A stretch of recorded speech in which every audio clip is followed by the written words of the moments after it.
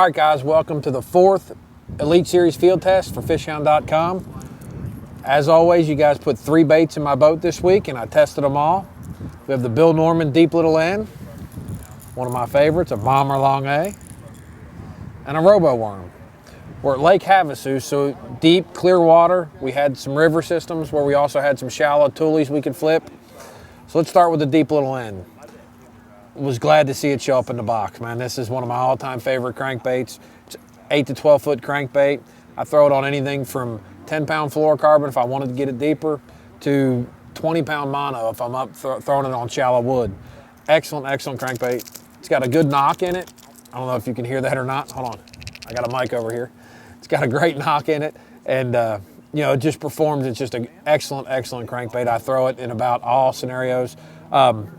One of the unique things about this crankbait is I really like it when the smallmouth are hitting a suspended crankbait.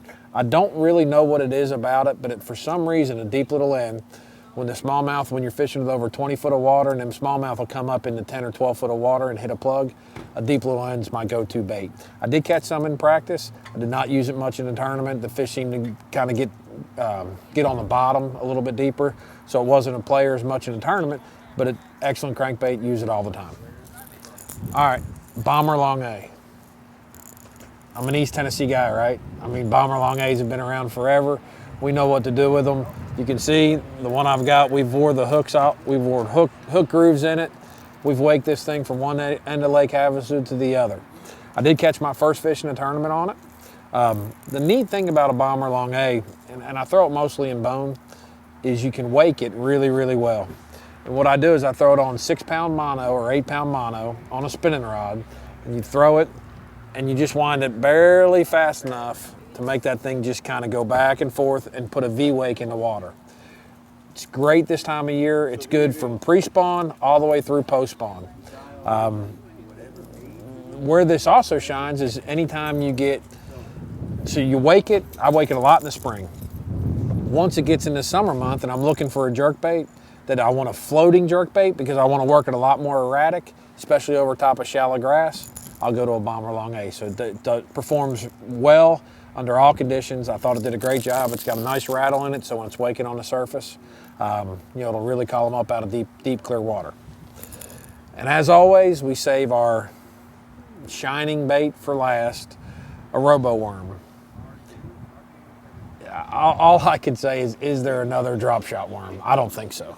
I mean, if you poll 90% of the guys out here on tour and they're throwing a drop shot worm, it's almost always going to be a ROBOWORM. Now, depending on who their sponsor is, right? But most of them have their ROBOWORMs in the box. Basically, what makes it so good is it's hand poured. It's super, super soft, but on top of it, it floats. And so anytime you got this nose hooked or Texas rigged hook on a drop shot, it gets a real, you know, stands out straight, you know, from the hook.